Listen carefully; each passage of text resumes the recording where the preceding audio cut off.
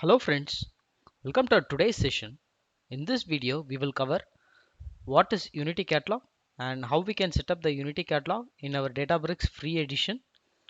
So basically, Unity Catalog is a Databricks unified governance solution for managing data and AI, and it do have a several additional advantages like we will have a lineage tracking, we can do a data discovery, and mainly it is focused on the data governance part where we can have a single control pan to manage the governance of all the data and the AI related assets, and it also handles creating functions, tables, and now with AI agents we can create tools there.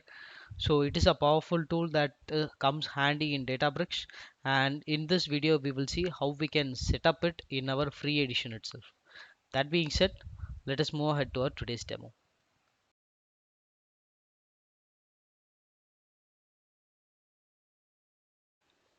So we are into my Databricks free edition workspace.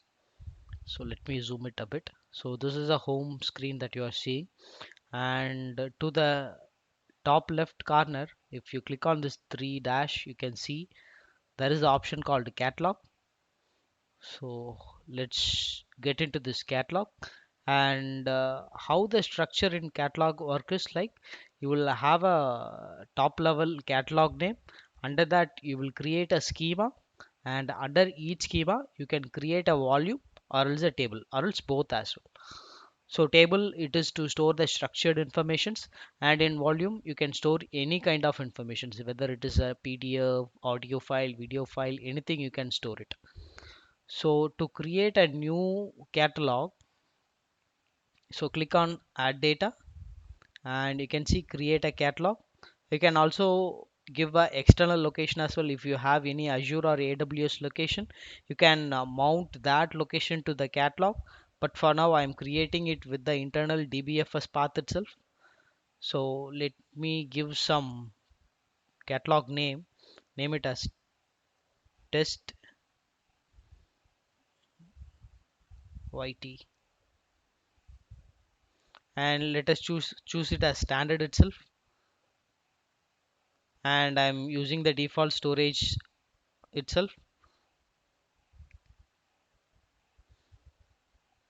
So this is enough for us to explore and learn what are all the features that is available in catalog. That's why I'm keeping it the standards and the location as default. So let me create it. So now you can see the catalog has been created, and we will see through this in the upcoming videos, like how we can set up the permissions, how we can give the row level or the column level or the schema level permissions to the users. Those things we will handle it later, but now let us go through view catalog. So now here by default it will create a default schema, and there will be one informational schema which is a system schema that will be created, and inside that default schema you can create, or else let me do one thing, let me create a schema. Let me click on test YT, and then here in the right side you can see create schema. Let us create it, and I will name a schema name as schema demo. And if you wanted to select any external location just for the schema alone, you can do that as well. And if you wanted to give any comments,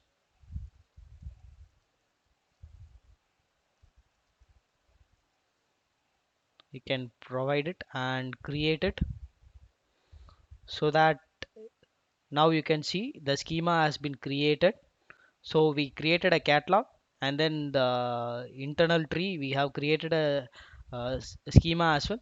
Now inside this you have two options, you can create either a table or else a volume. So here you can see what are all the options that can be created. A model metric view can also be created. For now let us create a volume. So let me name it as,